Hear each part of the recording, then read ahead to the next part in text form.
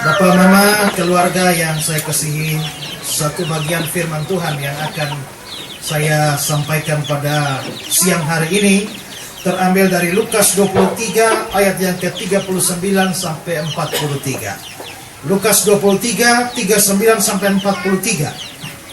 Seorang dari penjahat yang digantung itu menghujat dia, katanya, "Bukankah engkau adalah Kristus? Selamatkan dirimu dan kami." Tetapi yang seorang menegur dia, katanya, "Tidakkah engkau takut juga tidak kepada Allah, sedang engkau menerima hukuman yang sama? Kita memang selayaknya dihukum, sebab kita menerima balasan yang setimpal dengan perbuatan kita. Tetapi orang ini tidak berbuat sesuatu yang salah." Lalu dia berkata, "Yesus, ingatlah akan aku apabila engkau datang sebagai Raja." Kata Yesus kepadanya, "Aku berkata kepadamu, sesungguhnya hari ini juga engkau akan ada bersama-sama dengan aku di dalam Firdaus." Berbahagialah setiap orang yang mendengar firman Allah dan melaksanakannya di dalam hidupnya setiap hari. Bapak Ibu, sidang duka yang saya kasihi di dalam Tuhan Yesus, teks bacaan itu bercerita tentang peristiwa yang terjadi di atas Bukit Golgota ketika Tuhan Yesus disalibkan. Tuhan Yesus disalibkan, kita semua tahu bahwa Yesus disalibkan di antara dua penjahat. Itulah sebabnya kalau Paskah di mana-mana kita atau orang-orang pasang salib di pinggir jalan di mana-mana selalu ada 3 salib. Karena salib Yesus dan juga dua penjahat yang lain. Saudara-saudara yang saya kasihi, memang mengherankan bahwa orang sebaik Yesus, orang sesaleh Yesus, orang sesuci Yesus, kenapa waktu hari matinya didampingi oleh dua penjahat? Seharusnya orang seperti Yesus kalau mati minimal didampingi oleh dua muridnya. Karena selama 3 tahun di mana-mana makan, tidur, bangun, jalan kemana saja 12 murid ini selalu menyertai dia. Kalau dia mengajar, 12 murid ikut. Dia membuat mujizat, 12 murid ikut. Dia pergi kemana saja disertai 12 murid ini. Tapi sayangnya ketika dia mati, 12 muridnya hilang semua.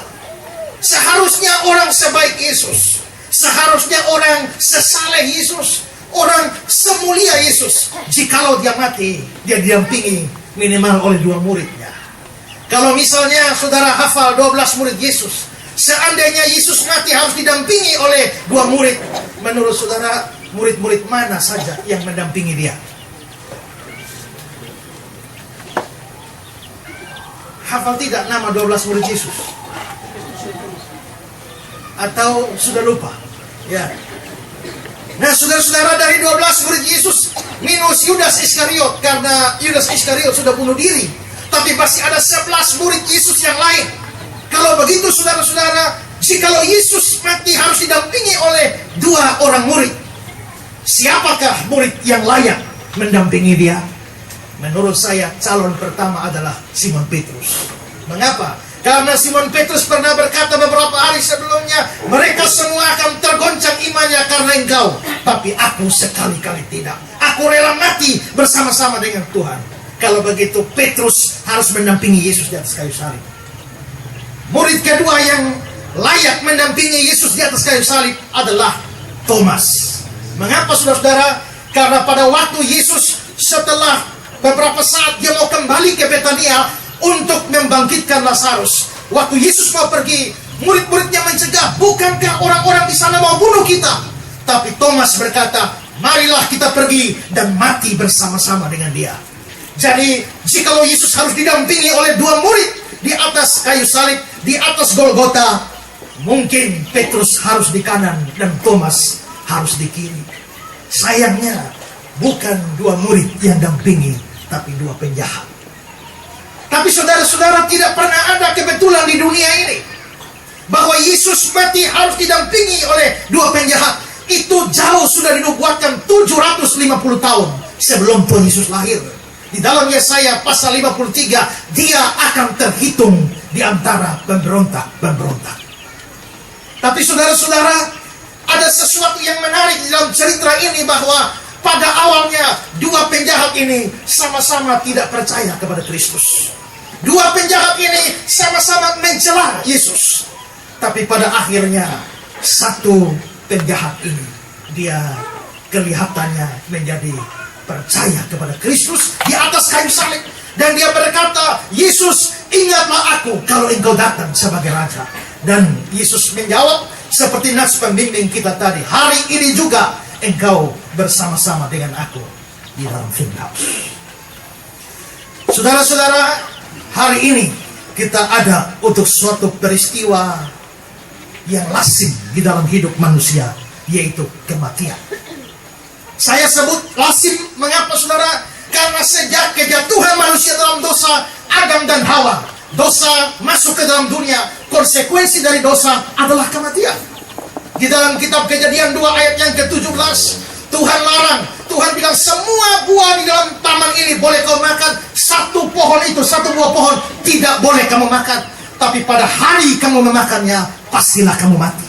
Berarti saudara-saudara, kematian itu sebagai akibat langsung dari dosa.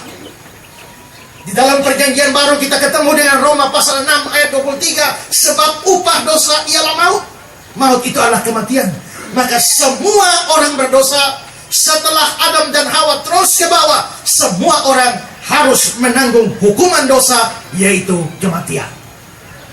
Saudara-saudara yang saya kasihi, itu berarti bahwa kematian adalah sesuatu yang menjadi lazim di dalam hidup manusia. Dunia maju dengan seluruh ilmu teknologinya. Orang bisa menemukan obat untuk mengatasi berbagai macam penyakit. Orang bisa menemukan vitamin atau suplemen apa saja untuk menghadapi segala macam gejala fisik, obat-obat untuk penyakit apapun. Tapi dari zaman dulu sampai sekarang, tidak pernah ada orang menemukan obat untuk kematian. Tidak ada vitamin untuk mencegah kematian. Tidak ada suplemen untuk mencegah kematian. Maka semua kita akan mati. Tadi Bapak berkata bahwa firman Tuhan lebih baik pergi ke rumah duka daripada ke rumah pesta. Kenapa? Karena di rumah duka kita merenung hidup kita. Di rumah duka kita merenung bahwa satu hari nanti saya akan menyusul almarhum ini. Tapi kalau di rumah pesta orang ingat Tuhan bagaimana? Ya, biasanya di rumah pesta orang tidak ingat Tuhan. Biasanya di rumah pesta orang ingat diri saja. Selesai makan-makan orang bilang begini, dansa 1-2 goyangan dulu. Ya, habis dansa itu lalu orang bilang begini, taruh dulu supi kepala 3-4 sloki dulu. Dan setelah itu orang menjadi lupa daratan dan juga lupa Tuhan. Berapa banyak perkelahian, berapa banyak dosa terjadi di rumah-rumah pesta.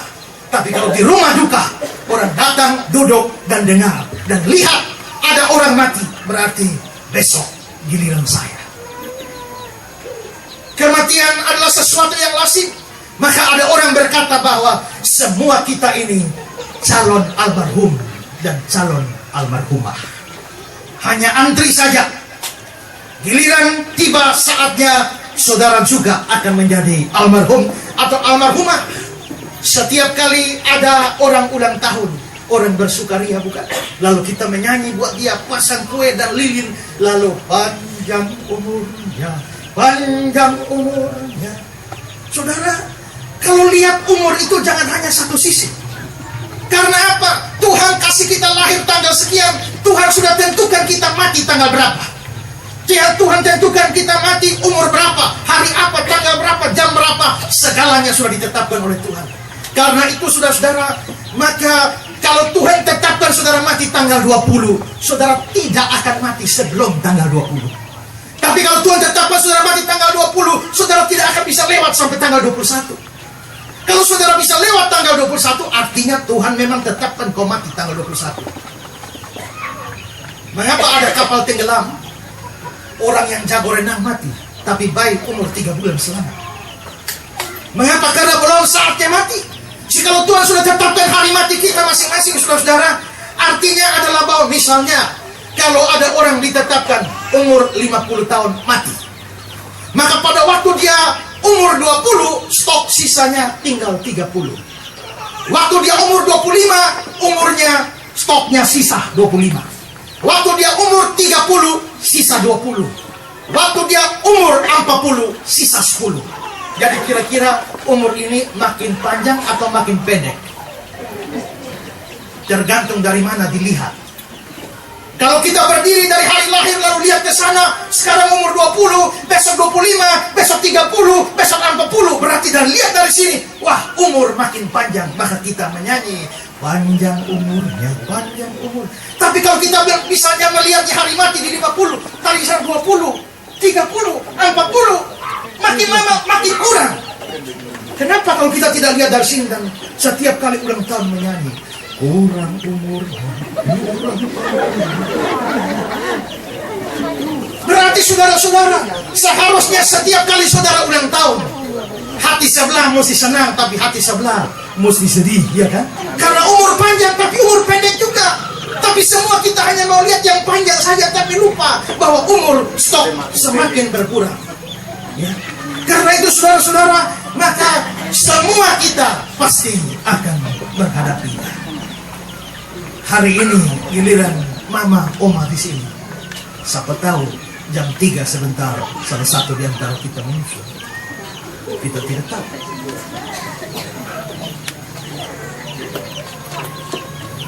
Dan saudara-saudara, sebagai orang beriman kita belajar di Alkitab bahwa kalau orang sudah mati, maka dia punya tempat tujuan hanya 2. Surga atau neraka. Itu saja. Tidak ada tempat yang lain. Kalau dia masuk surga berarti dia tidak ada di neraka. Kalau ketemu dia di neraka artinya dia tidak ada di surga.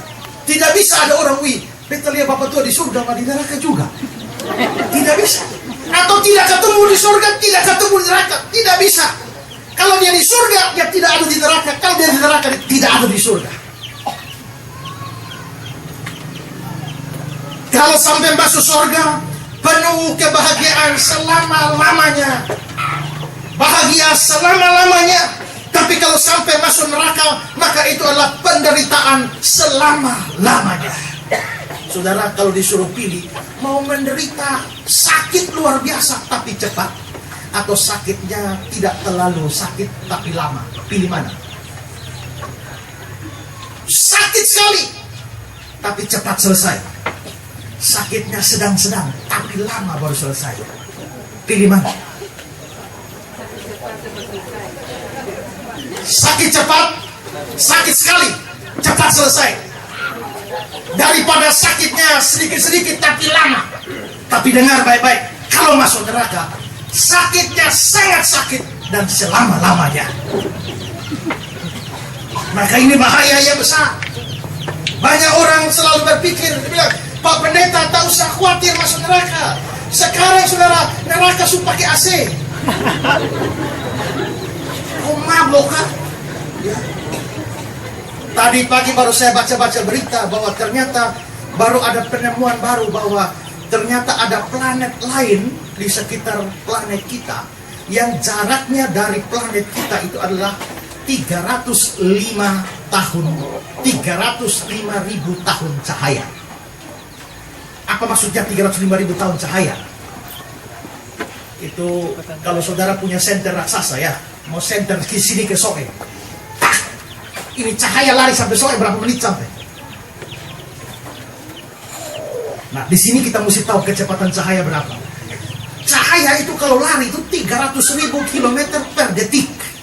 1 detik cahaya lari 300.000 km.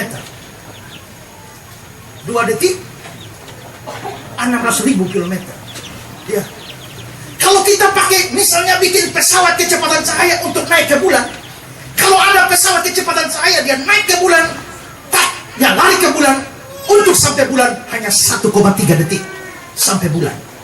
Jadi kalau orang pergi ke bulan, saya khotbah ini sudah bolak-balik bulan bumi berapa kali.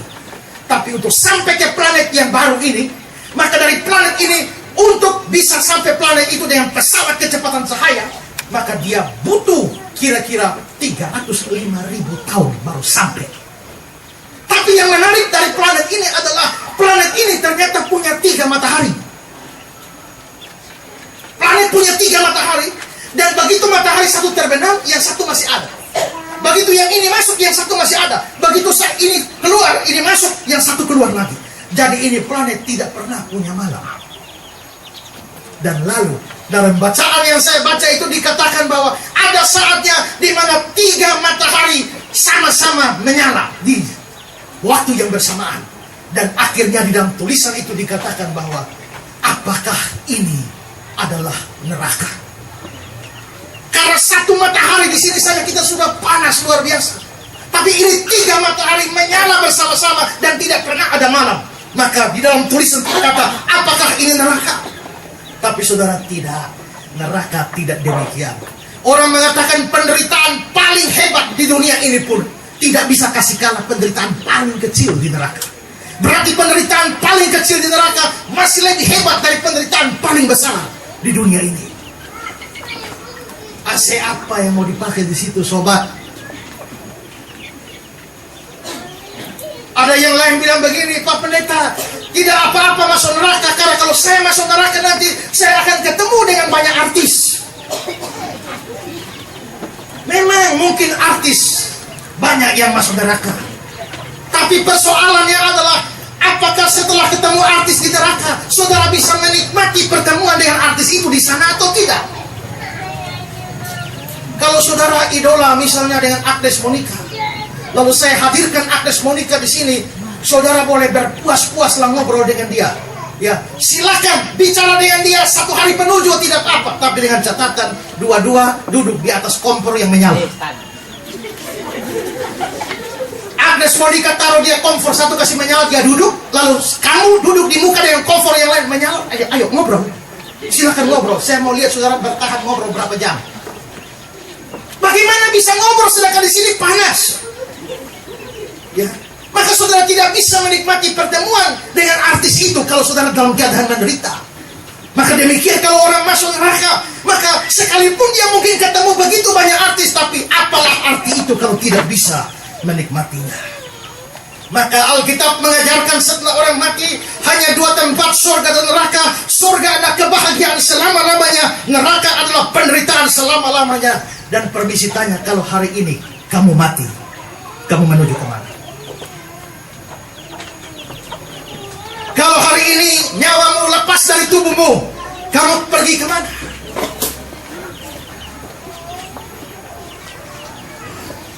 Saudara-saudara, kembali kepada kisah kita, bahwa hari itu Jumat yang agung, Tuhan Yesus tersalib di atas kayu salib. Yesus tersalib di atas kayu salib bersama dengan 2 penjahat itu. Penjahat yang satu tidak percaya dan akhirnya dia binasa, pasti ke neraka. Tapi penjahat yang satu lagi, dia berkata, Tuhan ingatlah aku kalau engkau datang sebagai raja. Tapi Yesus berkata padanya, hari ini juga engkau bersama dengan aku di Firdaus. Firdaus itu apa? Di dalam bahasa asli kitab suci Perjanjian Baru, bahasa Yunani, kata Firdaus itu dari kata paradisos, menurunkan bahasa Inggris paradise yang artinya surga. Dari Firdaus itu artinya surga. Maka di sini penjahat itu bilang, ingatlah aku kalau engkau datang sebagai raja. Tapi Yesus bilang, hari ini engkau akan bersama dengan aku di Firdaus, engkau akan bersama dengan aku di surga.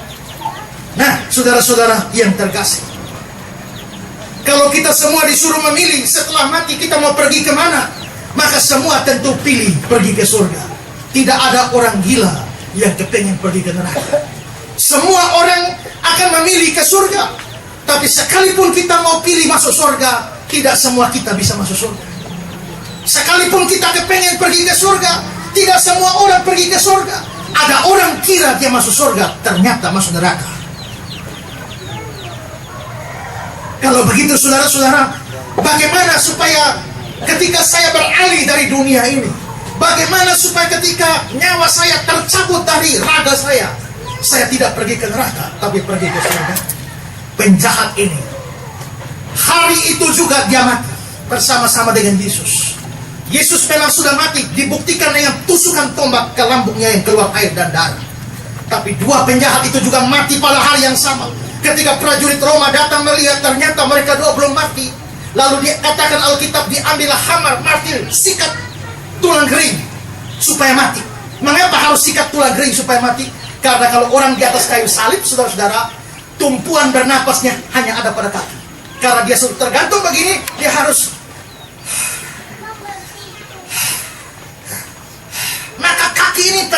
untuk turun naik untuk tarik nafas. Tapi sepanjang kaki masih ada, tulang kaki masih bisa, orang bisa bertahan di atas kayu salib. Menurut sejarah itu bisa 4-6 hari di atas kayu salib. Tapi karena besok hari Sabat, para prajurit, para orang-orang Yahudi tidak mau ada mayat atau ada orang tersalib, maka harus segera dimatikan. Mereka datang bawa hamar, sikat tulang kering, dan patahlah tulang kering, tidak bisa bernafas lagi, mati juga hari itu. Berarti saudara, Yesus mati hari Jumat Agung. Dua penjahat juga mati hari Jumat Agung. Mereka mati pada hari yang sama. Tapi kalau Yesus berkata pada penjahat ini, hari ini juga, berarti hari Jumat Agung itu juga engkau bersama dengan aku di Firdaus atau di surga. Berarti pada saat penjahat itu mati, dia pergi ke surga. Pertanyaan saya ulang, kalau hari ini saudara mati, pergi ke mana?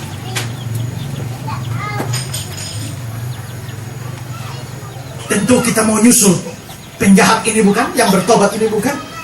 Nah, tapi saudara-saudara, mengapa sampai penjahat ini kok pergi ke surga? Penjahat ini pergi ke surga karena dia beriman kepada Yesus Kristus. Karena dia beriman kepada Kristus. Perhatikan ini, semua orang yang tidak beriman kepada Kristus tidak mungkin pergi ke surga. Yesus sendiri berkata, tidak ada seorang pun yang sampai kepada Bapa kalau tidak melalui aku.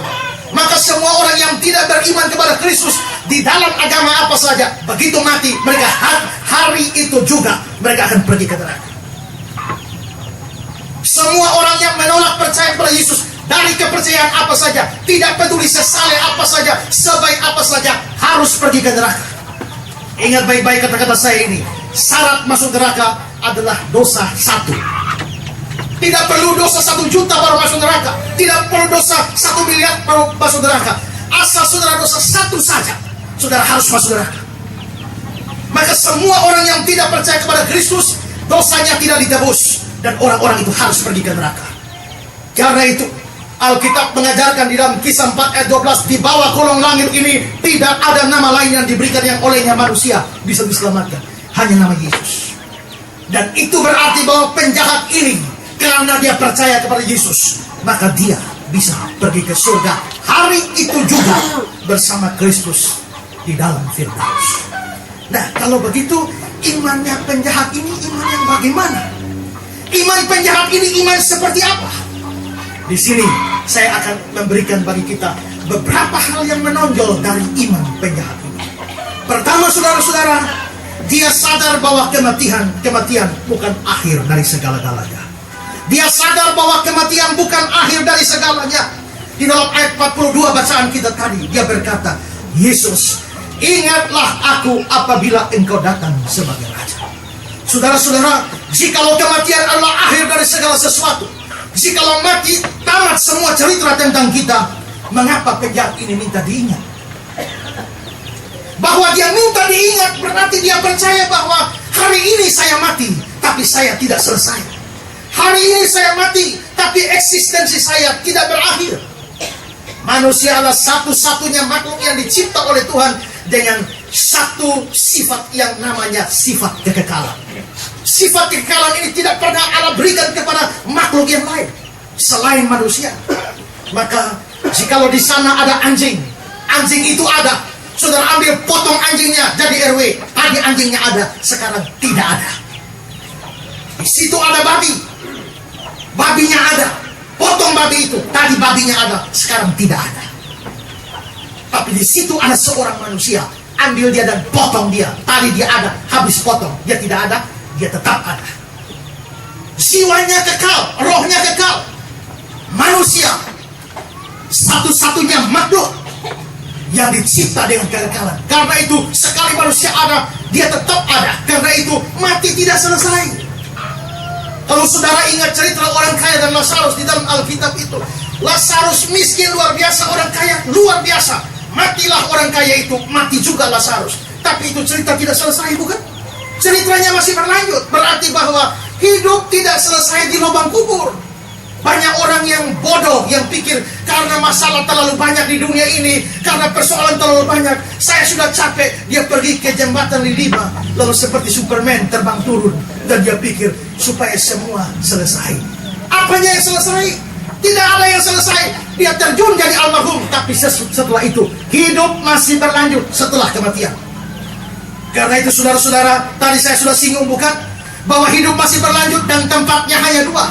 Si penjahat ini sadar bahwa kematian bukan akhir segala-galanya.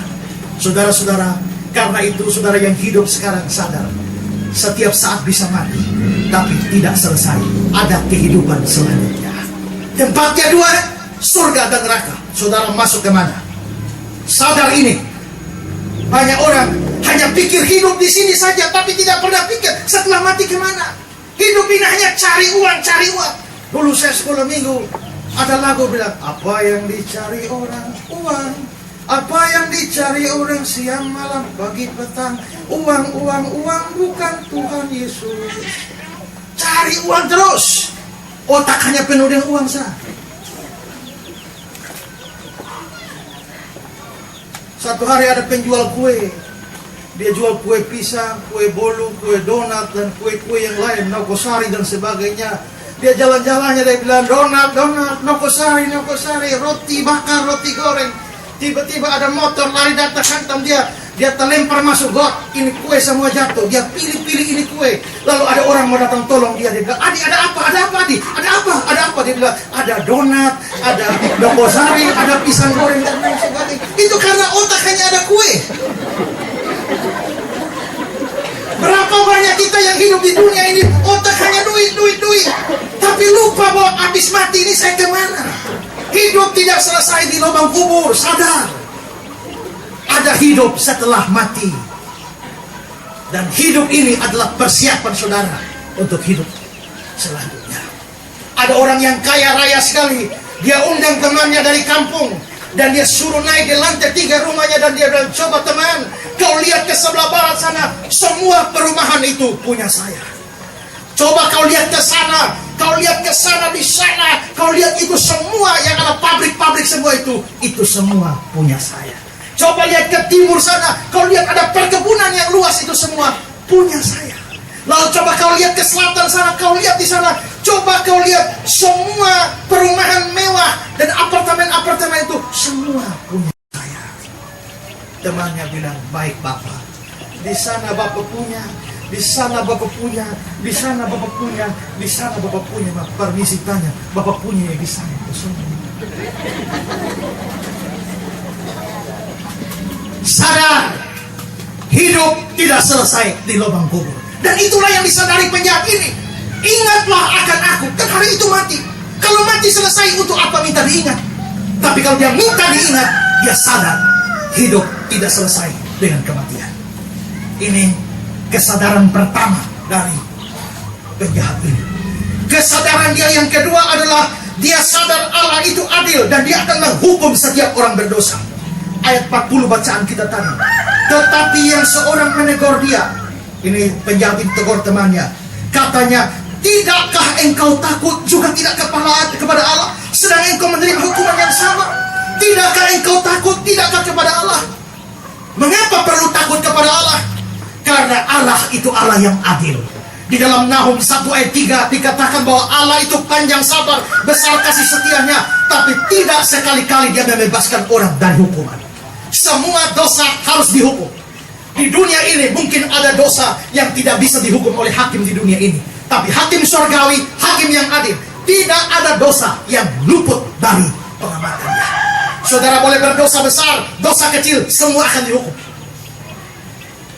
Saya pernah baca satu cerita, ada orang naik kereta api. Kereta api ini ada VVIP, ada VIP, ada kelas standar, ekonomi, deluxe, sampai ekonomi. Beda kelas, beda fasilitas. Naik ini kereta api, ternyata kereta api terjun ke jurang. Waktu terjun ke jurang, masih adakah perbedaan antara bisnis, ekonomi, deluxe, dan lain sebagainya? Tidak peduli kelas apa, eksekutif pun lewat semua, ekonomi pun lewat semua. Jadi semua kita orang berdosa. Dosa banyak, dosa kecil tetap akan dihukum oleh Tuhan. Biarpun nanti hukumannya beda-beda, tapi tetap akan dihukum. Allah tidak bisa toleransi dengan satu dosa. Allah tidak kompromi dengan satu dosa. Allah tidak bisa dibujuk untuk kompromi dengan dosa kita. Ada satu ibu yang bikin goreng kue 10, taruh di lemari di ruang makan. Habis itu mama tua pilih kue tinggal 8. Tapi di situ kan hanya ada dia yang dia anak. Jadi sudah tahu pasti dia anak nih yang ambil ini kue 2. Tapi dia tidak kepengen tegur anaknya, langsung dia mau bikin pelajaran. Lalu dia panggil anaknya, Adi, mari sini Adi. Ya mama, Adi percaya Tuhan Allah ada? Oh, Adi percaya mama. Pertanyaan kedua, Adi percaya bahwa Tuhan Allah ada di mana-mana? Percaya mama. Adi percaya bahwa Tuhan Allah itu maha tahu dan maha melihat semuanya? Oh, percaya mama. Adi percaya bahwa Tuhan Allah ada di ruang makan? Oh, percaya mama. Adi percaya bahwa semua yang terjadi di ruang makan ini Tuhan Allah lihat? Percaya mama. Waktu Adi buka lemari mau ambil mama pun kue, Tuhan Allah lihat? Tuhan Allah lihat. Terus waktu Adi pun tangan mau ambil kue itu, Tuhan Allah kira-kira kalau ada Tuhan Allah bilang apa di Adi? Dia bilang, mama, pas beta mau ambil ini kue begini, Tuhan Allah bisik di telinga. Shh. Di sini ada kita 2, tolong ambil kue 2 ya. Itulah sebabnya Adi ambil kue 2 mama.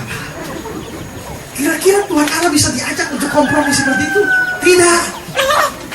Setiap dosa kecil akan dipertanggungjawabkan. Karena itu saudara coba sekarang hitung dosa masing-masing berapa banyak. Asal ada 1, saudara dihukum Tuhan. Tapi mana mungkin ada orang dosa 1? Tidak ada. Maka saudara semua ada di bawah penghakiman Allah. Kalau tidak ada solusi terhadap itu, saudara mati, masuk neraka. Sadar itu. Tidak peduli kebaikannya berapa banyak, asal ada dosa, lewat. Saya pernah berdebat dengan seorang mualaf nama Ilsan Mokoginta di Universitas Muhammadiyah di Sidoarjo. Lalu pada waktu dalam perdebatan itu dia bilang bahwa nanti kami ini di dalam Islam itu nanti setelah mati timbang kalau perbuatan baiknya lebih banyak, lebih berat, maka orangnya masuk surga. Tapi kalau jahatnya lebih berat, maka orangnya masuk neraka. Jadi nanti di akhir zaman nanti timbang baik dan jahat.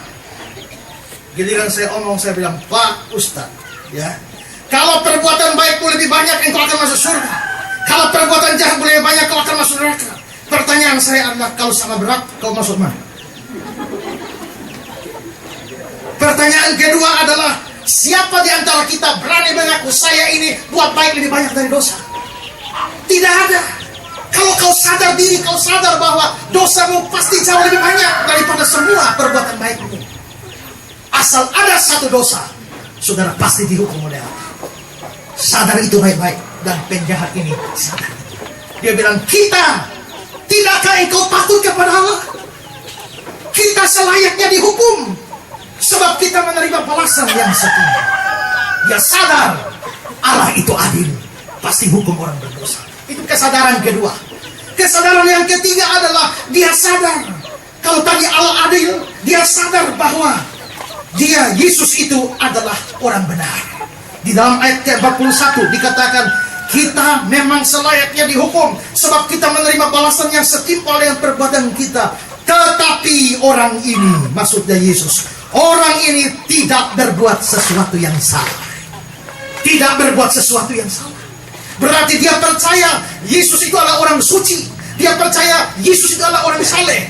Dan kepercayaan ini penting, saudara-saudara. Kesalehan dan kesucian Yesus itulah yang menjadi jaminan bahwa dia bisa menebus dosa saya dan saudara. Jikalau saudara orang berdosa, Yesus juga orang berdosa. Bisakah orang berdosa menebus orang berdosa? Kalau saudara orang berdosa, saudara harus masuk neraka. Jikalau Yesus memang berdosa, satu saja, Yesus pun harus masuk neraka.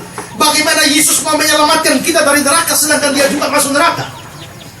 Jikalau Yesus orang berdosa, dia tidak bisa menyelamatkan saudara.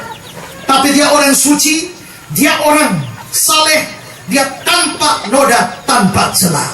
Penulis Ibrani mengatakan bahwa imam besar kita adalah imam besar yang turut merasakan kelemahan-kelemahan kita. Sekalipun dia menderita karena pencobaan, tapi dia tidak berdosa. Yesus Kristus suci. Yesus Kristus tanpa noda. Paulus berkata, dia yang tidak mengenal dosa. Dia tidak kenal dosa. Sadar, kalau Yesus itu suci, Yesus tidak berdosa, maka dia bisa tolong orang berdosa.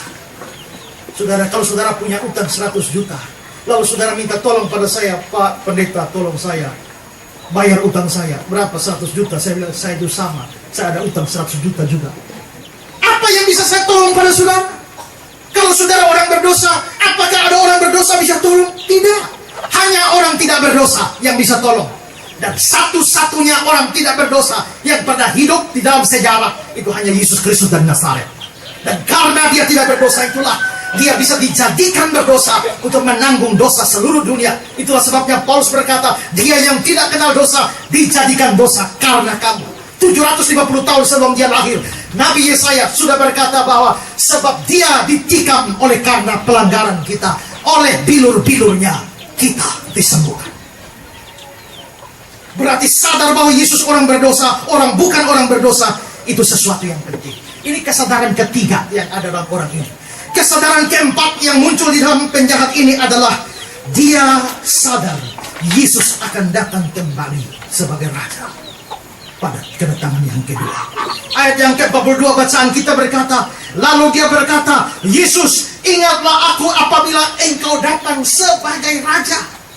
Saudara-saudara, sekarang penjahat ini berkata, Yesus, ingatlah aku kalau engkau datang sebagai Raja. Tapi di sebelah, Yesus bukan ada di singgasana. Yesus bukan memakai jubah kehormatan. Yesus bukan memakai mahkota Raja. Kalau Yesus pakai mahkota Raja dengan jubah kebesaran ada di singgasana istana, lalu dia bilang, Yesus, ingatlah aku kalau engkau datang sebagai Raja. Itu masuk akal. Tapi yang sekarang dia lihat ini adalah seorang yang berdarah-darah, seorang yang telanjang, seorang yang tersiksa, seorang yang terhina.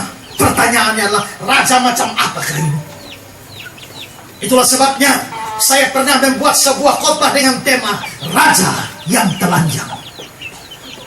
Saudara-saudara, berarti penjahat ini dia melihat sesuatu di balik fenomena. Dia melihat sesuatu yang ada di balik fakta. Faktanya Yesus telanjang, faktanya Yesus terhina, faktanya Yesus tertikam, faktanya Yesus berdarah-darah. Tapi dia melihat lebih dalam dari situ dan dia berkata, engkau sebagai Raja. Yesus Kristus Raja, tapi tidak semua orang mengakui dia Raja. Pendeta Stephen Tong dari Jakarta mengatakan bahwa sekalipun Yesus adalah Raja, tapi banyak orang tidak percaya dia Raja. Tapi hanya ada 2 orang dalam kitab suci percaya dia Raja. Satu di hari lahir, satu di hari mati. Pada hari lahir, orang Majus cari Raja yang baru lahir. Tapi pada hari mati, penjahat ini mengaku engkau datang sebagai Raja. Yesus Kristus akan datang kembali sebagai Raja. Dia datang pertama kali bukan sebagai Raja. Dia datang pertama kali sebagai hamba. Kata Paulus bahwa dia setara dengan Allah, tapi dia merendahkan diri menjadi seorang hamba. Dia datang sebagai hamba, datang dalam kehinaan, lahir di palungan, hidup bersama orang tua yang miskin. Pada waktu dia melayani, dia bilang, serigala punya liang, burung punya sarang, anak manusia tidak punya tempat meletakkan kepala. Bahkan ada pendeta yang berkata bahwa Yesus ini dari lahir sampai mati kerjanya hanya pinjam meninggal. Mengapa? Waktu lahir pinjam kandang binatang. Selama hidupnya tidak punya tempat meletakkan kepala. Sampai mati pun pinjam kuburan. Karena itu bukan kuburannya dia, bukan kuburan keluarga, tapi kuburan Yusuf Arimatea. Yesus miskin, makanya Paulus dalam 2 Korintus 8 ayat 9, dia kaya tapi dia rela jadi miskin supaya kita jadi kaya. Dia datang pertama kali yang kita rayakan dalam Natal di dalam kehinaan. Tapi akan terjadi kedatangan yang kedua. Dia tidak datang dalam kehinaan, tapi dia datang dalam kemuliaannya. Diiringi para malaikat surgawi, di atas awan-awan sebagai kendaraannya. Dia akan datang dan menghakimi semua yang hidup dan yang mati. Hari ini ada terlalu banyak orang menghina Yesus, terlalu banyak orang olok Yesus. Setiap hari kalau di Facebook saya lihat ada banyak orang, terutama orang-orang Islam yang menghina Yesus sehebat-hebatnya. Hati saya dan Tuhan, kapan engkau datang sebagai Raja? Biar mata mereka melihat. Tapi cepat atau lambat, believe or no, Jesus Christ is coming. Percaya atau tidak, Yesus Kristus akan datang sebagai Raja. Dan ini dipercaya penjahat ini. Ingatlah aku kalau engkau datang sebagai Raja. Ini kesadaran keempat. Kesadaran yang kelima, yang terakhir adalah si penjahat ini menyerahkan keselamatan jiwanya pada Yesus. Ayat bacaan kita, ayat 42. Lalu dia berkata, Yesus, ingatlah akan aku. Ingatlah akan aku. Dia tahu bahwa hari itu dia mati. Tapi dia bilang, ingatlah akan aku. Berarti ingat apanya? Bukan ingat tubuhnya. Ingat jiwanya.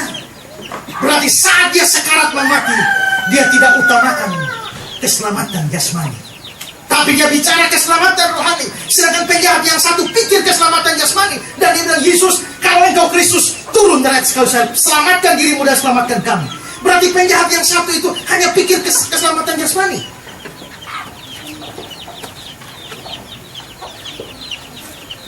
Lalu seorang teolog namanya Wayne Grudem, ketika penjahat ini berkata, Yesus, kalau engkau Kristus, turunlah dari atas kayu salib. Wayne Grudem mengatakan bahwa untung hari itu Yesus tidak tersinggung.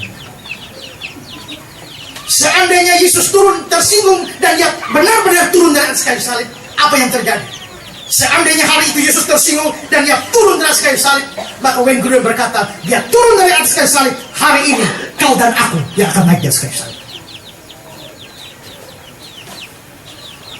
Saudara-saudara, penjahat ini dia tidak persoalkan keselamatan jasmani karena ini sudah tersalib, hari ini pasti mati. Untuk apa lagi minta keselamatan jasmani? Tapi pikir keselamatan rohani. Kalau saudara sakit, ya, saudara biasa cari dokter, cari obat sampai manapun.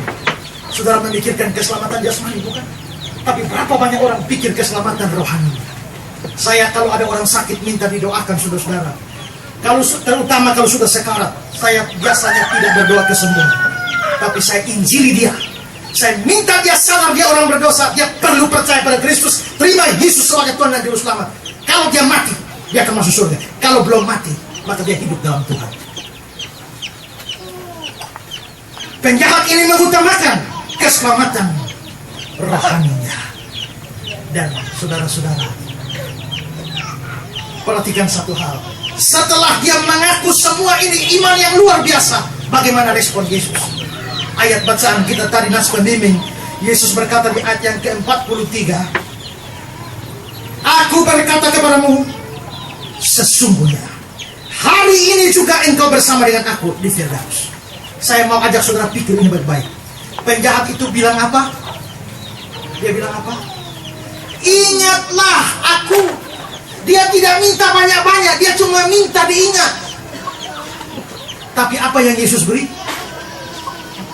Engkau bersama-sama dengan aku. Dia hanya minta diingat, tapi Yesus bilang, bukan hanya diingat, engkau akan bersama-sama dengan aku. Kapan dia minta? Kalau engkau datang sebagai raja. Nanti di akhir zaman kalau engkau datang sebagai raja. Tapi Yesus bilang, tidak usah tunggu akhir zaman, hari ini juga. Berarti setiap orang yang percaya kepada Yesus, dia akan ada bersama-sama dengan Yesus hari itu juga. Hari kapan? Hari mati.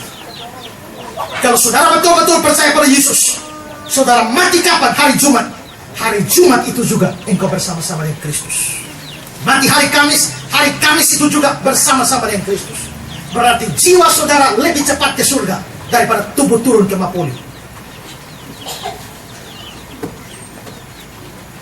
Jiwa saudara, roh saudara akan langsung bersama-sama Kristus lebih cepat daripada jenazah turun ke Kapadala. Saya tanya-tanya orang, kenapa itu tempat disebut sebagai Kapadala? Ini gara-gara orang Sabu. Karena dulu yang tukang gali lubang itu adalah orang Sabu di sana. Gali-gali ini lubang terlalu lama, ini Kapadala, maksudnya kapan ini dalam? Kapadala, dari situlah muncul Kapadala. Sekarang itu tempat namanya Kapadala yang bikin oleh orang Sabu. Berarti di sini orang Sabu telah mencatat sejarah. Saudara-saudara, ya, jiwamu kalau engkau percaya Yesus, jiwamu akan sampai ke surga, sampai di rumah Bapa, sampai bersama-sama Kristus lebih cepat dari turun ke Kapadala. Maka saudara di sini Penjahat itu memastikan keselamatan rohaninya. Karena apa? Karena imannya kepada Kristus. Hanya iman kepada Kristus yang jamin orang mati langsung bersama-sama dengan Kristus. Tadi saya bilang bukan tiap saat bisa mati. Berarti tiap saat saudara bisa mati. Dan begitu mati, kalau percaya Yesus langsung bersama. Kalau tidak percaya Yesus, langsung nyusul penjahatnya yang satu lagi yang tidak percaya di dalam neraka. Maka saudara-saudara yang hadir di tenda duka hari ini, kita semua orang Kristen, tapi harus diakui bahwa ada banyak orang Kristen yang hanya Kristen KTP saja, tapi otaknya kafir, hatinya kafir, jauh dari Tuhan. Makanya Bapak bilang tadi, kalau di rumah ini biar 60-70 tahun merayap juga datang. Tapi kalau di gereja ini, dia hanya tepa di Natal. Makanya ada pendeta bilang, ini orang Kristen kapal selam. Dia suka menyelam. Kapal selam konvensional itu bisa nyelam di air 3 minggu baru keluar, muncul. Kapal selam canggih buatan Amerika bisa menyelam 3 bulan baru keluar ke permukaan. Tapi pendeta bilang kapal selam orang Kristen lebih canggih karena dia bisa menyelam 11 bulan. Habis Natal dia mulai terjun Januari, dia tunggu Desember baru muncul kembali. Banyak orang Kristen KTP-nya saja Kristen tapi hati jauh dari Tuhan, tidak ada iman di hadapan Tuhan. Ada banyak orang jadi majelis gereja tapi sebenarnya bukan anak Tuhan tapi anak setan. Saya pernah penginjilan ke Larantuka, lalu pendeta di sana cerita, Pak, saya punya majelis di Sakti. Sakti karena mana? Dia pun pelihara anjing terlalu banyak Bapak pendeta. Tapi yang menarik adalah dia suka membantu. Pernah kita mau bangun gereja karena gereja di atas gunung, trek tidak bisa kasih turun material dari batu, kayu, semen, segala macam ada di bawah gunung. Lalu saya kasih pengumuman jemaat sekalian, besok kita gereja bakti, angka batu, kayu, semen, kau naik kita bangun di gereja. Tapi ini majelis bilang, Pak pendeta tidak usah khawatir, jemaat semua tidur saja. Besok pagi semua material sudah di atas gunung. Dia pun setan semua angkat ke naik. Hari itu baru saya tahu ada setan bisa mendukung pembangunan gereja. Satu hari gereja mau bikin acara di jalan, minta izin polisi tidak kasih izin. Lalu dia bilang, Bapak pendeta, buka, bikin kebaktian, tanggung saja beres. Kurang 1 jam kebaktian, dia pi 1 kilo di sana, dia ambil kapur, dia garis di aspal. Di sana dia garis di aspal, tidak ada satu mobil dan motor lewat, kena itu garis putih mesin mati. Dan kebaktian berjalan. Setelah kebaktian selesai, Bapak Topi hapus itu kapur dari sana, mesin semua hidup. Ajaib. Tapi saudara-saudara, ini bukan anak Tuhan, anak setan, sekalipun majelis. Maka ada orang bikin majelis itu tahu singkatan dari apa? Mayor Jenderal Iblis. Ini bukan berarti semua majelis seperti itu, jangan ada yang tersinggung, ya toh? Tapi fakta seperti itu ada. Semoga saudara bukan. Tapi kalau memang saudara begitu, bertobatlah hari ini, kalau tidak mati masuk neraka. Karena itu saudara, banyak kita hanya Kristen KTP. Kita tidak punya Kristus sebagai juru selamat pribadi kita, seperti yang dimiliki oleh penjahat ini. Saudara, saya tidak bicara tentang almarhumah. Mengapa? Karena almarhumah nasibnya yang kekal telah ditentukan oleh Tuhan. Tapi saudara yang masih hidup ini yang akan menyusul. Firman Tuhan kenapa diberitakan di dalam kebaktian pemakaman? Bukan supaya orang mati dengar, tapi supaya orang hidup yang akan mati itu dengar. Karena itu saudara yang hari ini mendengar firman Tuhan, pastikan kalau saudara lewat dari dunia ini, saudara akan bersama-sama dengan Yesus dan penjahat itu di Firdaus. Asal saudara punya iman sungguh-sungguh kepada Kristus. Hari ini saya sudah beritakan tentang Yesus kepada saudara. Pertanyaannya adalah, kembali kepada saudara, mau buka hati saudara menyambut Yesus sebagai juru selamat pribadi saudara atau tidak? Kalau ya, begitu saudara beralih dari dunia, saudara bersama-sama di surga. Kalau tidak, saudara akan masuk neraka. Pilih yang mana? Terserah saudara. Tuhan memberkati kita. Amin.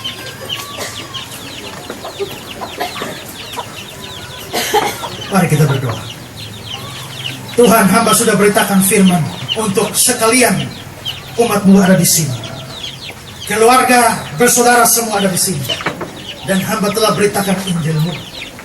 Biarlah Roh-Mu bekerja. Kami sadar orang mati tidak lagi mendengar firman. Tapi ada banyak orang hidup di sini yang akan mati. Dan biarlah mereka memikirkan firman Tuhan ini dan memastikan hidup kekal mereka bersama Tuhan di sorga. Seperti penjahat ini. Dengan membuka hati mereka untuk menerima Yesus Kristus sebagai Tuhan dan Juru Selamat mereka secara sungguh-sungguh.